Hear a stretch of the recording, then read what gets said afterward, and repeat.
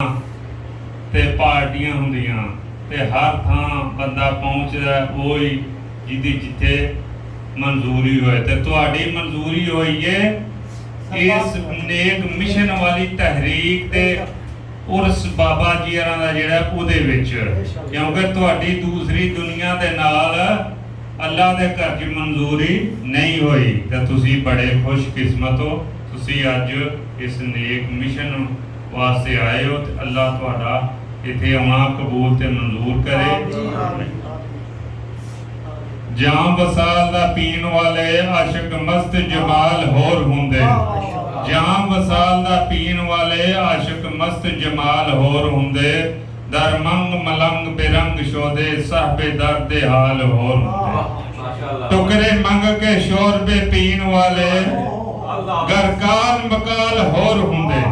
ਟੁਕਰੇ ਮੰਗ ਕੇ ਸ਼ੋਰਬੇ ਪੀਣ ਵਾਲੇ ਗਰਕਾਲ ਮਕਾਲ ਹੋਰ ਹੁੰਦੇ ਸੀਨਾ ਡਾਣ ਵਾਲੇ ਵਿੱਚ ਜੰਗ ਆਲਮ ਸ਼ੇਰ ਸਿਫਤ ਕਤਾਲ ਹੋਰ ਹੁੰਦੇ ਇਹੋ ਤੁਸੀਂ ਜਵਾਨ ਹੋ ਜਿਹੜੇ ਅੱਜ ਸੀਨਾ ਡਾਣ ਲਏ ਤੇ ਅੱਜ ਇੱਥੇ ਮੌਜੂਦ ਹੋ ਅੱਲਾਹ ਪਾਕ ਤੁਹਾਨੂੰ ਇਸ ਤੋਂ ਜ਼ਿਆਦਾ ਇਸਤਕਾਮਤ ਦੇ ਤੇ ਤੁਸੀਂ ਵੇਖਿਆ ਤੇ ਪਾਕਿਸਤਾਨ ਦੇ ਵਿੱਚ ਉਸ ਮਰਦ ਬਜਾਹਦ ਨੇ ਜਿਹੜੀ ਸ਼ਮਾ ਜਲਾਈ ਹੈ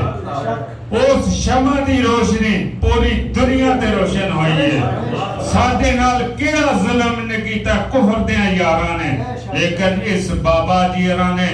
ਕੌਮ ਦੇ ਅੰਦਰ ਉਹ ਜਜ਼ਬਾ ਘੋਟ ਕੇ ਭਰਿਆ ਜਿਹੜਾ ਅੱਜ ਤੋਂ ਪਹਿਲਾਂ ਕਿਸੇ ਸੁੰਨੀ ਇਲਮਾ ਨੇ ਨਹੀਂ ਸੀ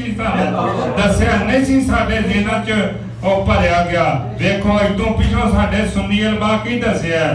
ਨਮਾਜ਼ਾਂ ਪੜੀਆਂ ਨੇ ਠੀਕ ਹੈ ਜੀ ਖਤਮ ਪੜੇ ਨੇ 10ਵੇਂ ਪੜੇ ਨੇ 40ਵੇਂ ਪੜੇ ਨੇ ਤੇ ਲੰਗਰ ਖਾ ਕੇ ਘਰਾਂ ਤੁਰ ਗਏ ਨੇ ਸਾਨੂੰ ਇਹ ਨਹੀਂ ਦੱਸਿਆ ਉਹ ਦੀਨ ਦੇ ਪਹਿਰਾ ਵੀ ਦਿਓ ਸਾਨੂੰ ਸਾਰੇ ਆਂਦੇ ਨੇ ਸੁੰਨੀ ਬੰਦੇ ਨੇ ਅੱਜ ਸੁੰਨੀ ਮੈਦਾਨ ਵਿੱਚ ਆਏ ਨੇ ਤੇ ਸਲਾਮ ਦਾ ਬਾਲ ਬੋਲਾ ਇਨਸ਼ਾਅੱਲਾ ਤਾਲਾ ਪਾਕਿਸਤਾਨ 'ਚ ਹੋਏਗਾ ਤੇ ਹਰ ਬੰਦੇ ਨੂੰ ਇਹ ਪਤਾ ਲੱਗ ਗਿਆ ਸੀ ਕਿ ਪਾਕਿਸਤਾਨ ਦੇ ਵਿੱਚ ਪੂਰੇ ਕੁਫਰ ਨੇ ਚਾਲ ਚੱਲੀ ਕਿ ਅੱਜ ਤਹਿਰੀਕ ਲਬੈਕ ਨੂੰ ਤੁਸੀਂ ਅੱਜ ਦਬਾ ਦਿਓ ਤੇ ਫਿਰ ਸਾਰੀਆਂ ਤਨਜ਼ੀਮਾਂ